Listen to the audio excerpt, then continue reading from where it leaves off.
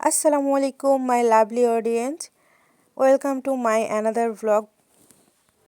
আমরা আবারও চলে গেছিলাম ভাপা পিঠা খেতে সেই সরকারি মহিলা কলেজের সামনে। আর যে দেখি খালা এখনো আসে নাই। আমরা যাওয়ার পরে এসে উনুন জ্বালিয়েছে, দিয়ে পানি গরম বসিয়ে দিয়ে তিনি আটাটা প্রসেসিং করছিল। আর এদিকে দেখি খিদে রাস্তায় চলে এসেছে, আমাদের পেটেও তো ভীষণ ক্ষুধা পেয়ে গেছিলো।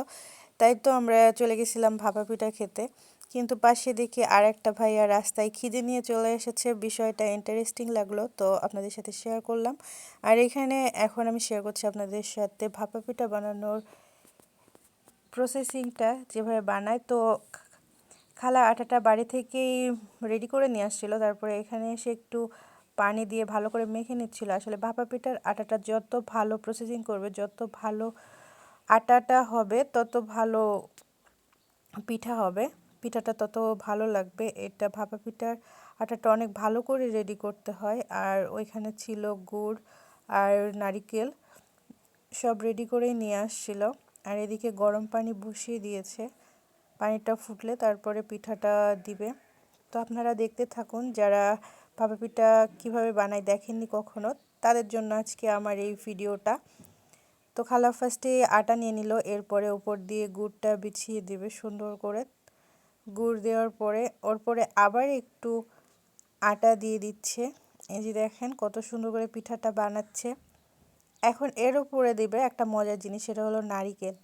আর এই নারিকেলটা দেওয়ার জন্য পিঠাটার টেস্টটা আর একটু বেশি হয়ে যায়, অনেক মজা লাগে এই পিঠাটা খেতে। এই যে নারিকেলটা দিয়ে দিল। আর খালাটা অনেক পরিষ্কার ছিল। দিয়ে এখন এই যে নেটের মতো পাতলা একটা কাপড়, এই কাপড়টা দিয়ে দেখেন কত সুন্দর করে বানাচ্ছে। এটা কিন্তু খালা বললাম যে পরিষ্কার, খালা এটা একটু আবার টিস্যু দিয়ে মুছে নেবে। আমাদের সামনে যেহেতু সব কিছু ধুয়ে নিয়েছিল, তারপরেও আবার টিস্যু দিয়ে মুছে নিল। এই যে দেখুন ভাপা পিঠা বানানোর প্রসেসিংটা অনেক সুন্দর না? আর ওই যে ছোট ছোট ঢাকনাগুলো অনেক কিউট লাগছিল, তাই না? তো আমরা তিনজন ছিলাম, তিনজনের জন্য তিনটা পিঠা অর্ডার দিয়েছিলাম। তো আমরাই ছিলাম ফার্স্ট কাস্টমার।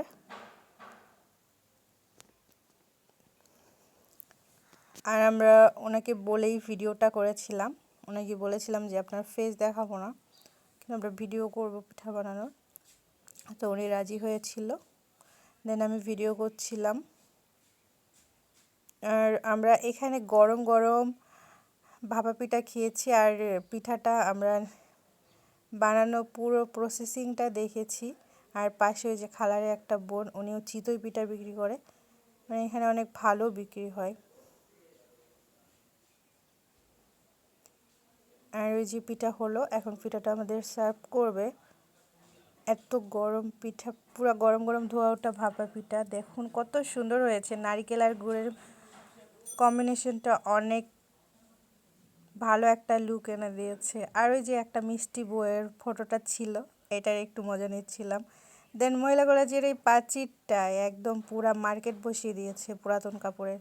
তারপরে আমরা এসেছিলাম ভেলপুরি খেতে। আসলে এখানে আপুরা খেতে চায়নি, আমি জোর করে, আসলে আমার খুব ঝাল খেতে ইচ্ছে করছিল। তো আপুরা চারটা নিয়েছিল, দুইজন মিলে, ওদেরটা ঝাল ছাড়া। আর আমার জন্য দেখুন আমি কত পরিমাণ ঝাল খাই। আমি শুধু ভাতের সাথেই মরিচ বেশি খাই না, আমি সব কিছুতেই মরিচ বেশি খাই। আর আমার ঝাল খাওয়া দেখে তো আপুরা অনেক করছিল, ওদের প্রচুর ঝাল লেগেছিল, ওদের রিয়াকশনটা অন্যরকম ছিল। আমার খাওয়া দেখে তারা তাকিয়েছিল আর বলছে আপনার কি আরও ঝাল লাগবে? তো মামা বলছে সমস্যা নেই, ঝাল লাগলে দিব। তো মামার থেকে আমরা আরও ঝাল নিয়েছিলাম, আর অনেক মজা করে খেয়েছিলাম ভেলপুরি। তারপরে আবার চলে আসার সময় আমরা চা খেয়েছিলাম। ভিডিওটা দেখার জন্য অনেক অনেক ধন্যবাদ গাইস, ভালো থাকবেন, সুস্থ থাকবেন। আর আমরা আসার সময় একটা বিয়ে বাড়ি দেখলাম, তো একটু ভিডিও করে নিলাম। সবাই ভালো থাকবেন, আল্লাহ হাফেজ।